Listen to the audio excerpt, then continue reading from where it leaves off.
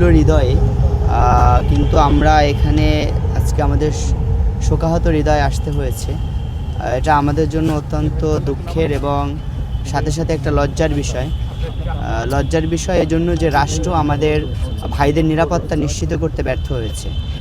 আমরা এখানে এসেছি আমাদের সম্মানিত ভাই, যিনি সবসময় বাতিলের বিরুদ্ধে অগ্নিকণ্ঠে কথা বলতেন, যিনি কখনো নিজের জীবনের পরোয়া না করে তার সংগ্রামী যে জীবন ছিল এটা তিনি পরিচালনা করতেন। আমাদের সকলের প্রিয় ভাই শহীদ শরীফ ওসমান বিন হাদি ভাইয়ের কবর জিয়ারত করার জন্য আসছি। আমাদের একটা আকাঙ্ক্ষা ছিল যে আমরা বিজয় হওয়ার পরে হয়তো শরীফ ওসমান ভাইয়ের সাথে দেখা করতে আসব, ভাই আমাদেরকে শুভেচ্ছা জানাবেন, ভাইয়ের সাথে আমরা খাওয়া দাওয়া করব, এটা ছিল আমাদের প্রত্যাশা। কিন্তু অত্যন্ত দুঃখের বিষয় হলো আমাদের ভাইকে নির্মমভাবে শহীদ করে দেওয়া হলো, কিন্তু আমাদের রাষ্ট্র এখন পর্যন্ত ভাইয়ের খুনিদের বিচার নিশ্চিত করতে পারেনি। এটা আমাদের জন্য যেমন একটা লজ্জার বিষয়, পাশাপাশি এটা রাষ্ট্রের সিকিউরিটি সিস্টেম এবং রাষ্ট্রের সার্বভৌমত্বের জন্য একটা হুমকি হিসাবে দেখছি। আমরা নির্বাচিত হওয়ার পরে আমরা প্রথমেই বলেছি যে আমরা শহীদ ওসমান বিন হাদি ভাইকে আমরা সবসময় ধারণ করি। আমরা শহীদ ওসমান বিন হাদি ভাই যে পথে সংগ্রাম করেছেন এবং বাংলাদেশ ইসলামী ছাত্র শিবির যে পথে সংগ্রাম করে যাচ্ছেন, আমাদের পথ এক ও অভিন্ন। আমাদের সংগ্রাম জালিমতন্ত্রের বিরুদ্ধে, স্বৈরাচারের বিরুদ্ধে, জুলুম নির্যাতনের বিরুদ্ধে, মানবাধিকার লঙ্ঘনের বিরুদ্ধে। আমরা এক একজন নির্বাচিত প্রতিনিধি, আমরা শহীদ শরীফ ওসমান বিন হাদির কণ্ঠস্বর হিসেবে কথা বলতে চাই।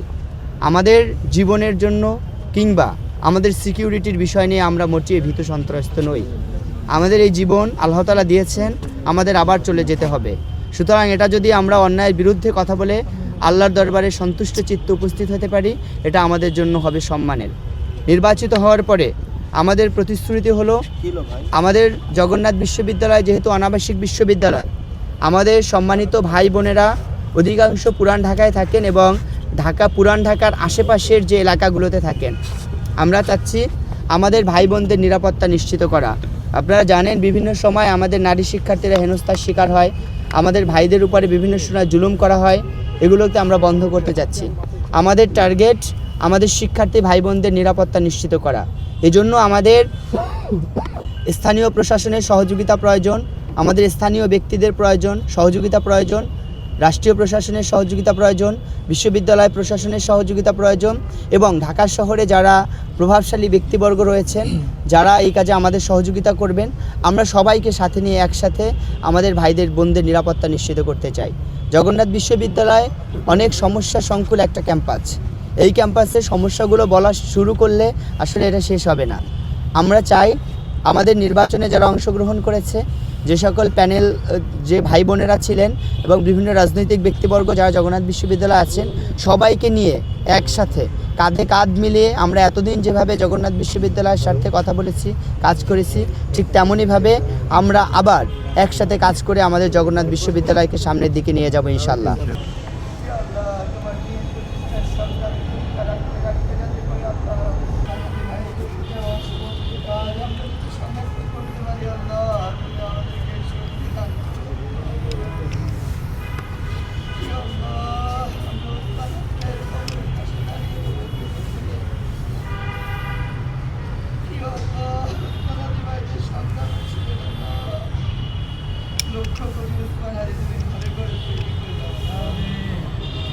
বাংলাদেশ থেকে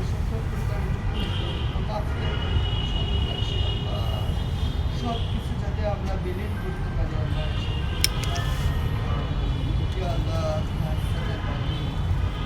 আমাদের প্রিয়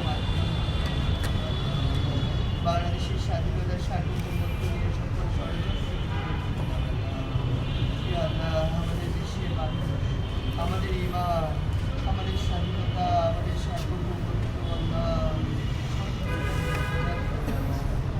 বাংলাদেশের প্রতিটি রহমত আছে। বাংলাদেশের প্রতিটা মানুষকে তুমি আল্লাহ নিজ রহমতের দ্বারা আমাদের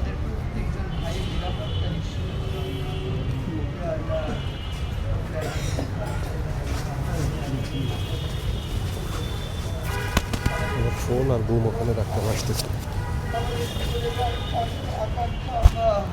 আমাদের নেতাদের শরীর হিসেবে কবুল করে আল্লাহ। আমরা যদি তোমার দিনের কথা বলতে বলতে আল্লাহ, আল্লাহ তোমার দিন প্রতিষ্ঠার সন্তান রাখতে রাখতে যাতে করে আল্লাহ সেগুলি আমরা সাহায্য করবো।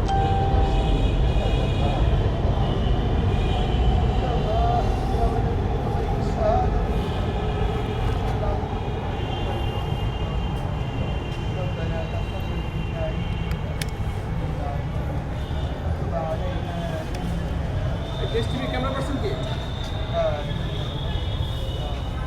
আপনার কাছে রাখেন তো।